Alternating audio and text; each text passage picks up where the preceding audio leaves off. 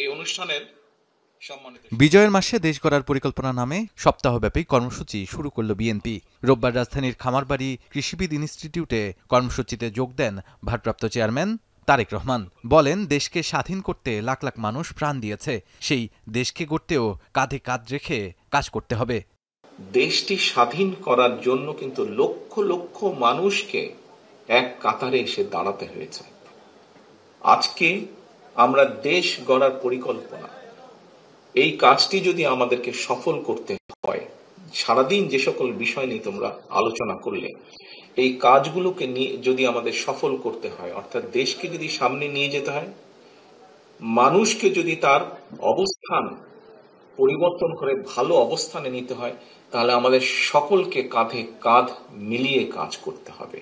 দুর্নীতি ও আইনশৃঙ্খলা পরিস্থিতি লাগাম টেনে ধরতে না পারলে উন্নয়ন নস্যাৎ হবে উল্লেখ করে তারেক রহমান বলেন, বিএনপি বাংলাদেশকে সিঙ্গাপুর কানাডা নয়, বরং স্বনির্ভর করে গড়ে তুলতে চায়। যদি আমরা দুর্নীতি এবং আইন শৃঙ্খলার লাগাম টেনে ধরতে না পারি, তাহলে আমরা যে পরিকল্পনাগুলি গ্রহণ করেছি মানুষের স্বাস্থ্য নিয়ে, দেশের ভবিষ্যৎ সন্তানদের শিক্ষা ব্যবস্থা নিয়ে, নারী সমাজকে এম্পাওয়ার্ড করার জন্য, দেশের কৃষি ব্যবস্থা, প্রত্যেকটি পরিকল্পনা আমাদের বাধাগ্রস্ত হবে, স্লো হয়ে যাবে আমাদের। সেজন্যই আমাদের সরকার গঠনের সুযোগ পাওয়ার সাথে সাথে সর্বপ্রথমে আমাদেরকে নজর দিতে হবে, সর্বপ্রথমে আমাদেরকে ব্যবস্থা করতে হবে দুর্নীতির লাগাম কিভাবে আমরা টেনে ধরব। এর আগে সকালে দলের কর্মসূচি উদ্বোধন করে মহাসচিব বলেন, বিএনপিকে নেতিবাচক রাজনৈতিক দল হিসেবে দেখানোর চেষ্টা চলছে। দলের বিরুদ্ধে অব্যাহত অপপ্রচার রুখতে সাইবার জগতে সক্রিয় ভূমিকা রাখতে নেতাকর্মীদের প্রতি আহ্বান জানান মির্জা ফখরুল। আজকে আমাদের বিরুদ্ধে বিভিন্ন রকম চক্রান্ত হয়, প্রচারণা চলে, অপপ্রচার চলে। সবচেয়ে বড় হচ্ছে একটা অপপ্রচার চলছে।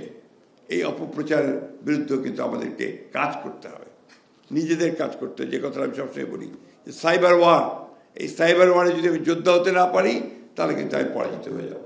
সভাপতির বক্তব্যে বিএনপির সিনিয়র যুগ্ম মহাসচিব রুহুল কবির রিজভী বলেন, উন্নয়নকে অন্তর্ভুক্তিমূলক করতে দেশবাসী সবার অংশগ্রহণ নিশ্চিত করতে হবে। প্রযুক্তি সহায়ক রাষ্ট্র হিসাবে গড়ে উঠবে, তার জন্য যে অভীষ্ট লক্ষ্য, সেই লক্ষ্যকে সামনে রেখে এই কথাগুলি, অঙ্গীকারগুলি তিনি করেছেন নানা সময়ে, নানা বিষয়ে। শীঘ্রই বিএনপির চেয়ারপারসন বেগম খালেদা জিয়া সুস্থ হয়ে ফিরবেন এমন আশাবাদও করেন রিজভী। এরপর দোয়া মোনাজাত করে বেগম খালেদা জিয়ার সুস্থতা কামনা করা হয়।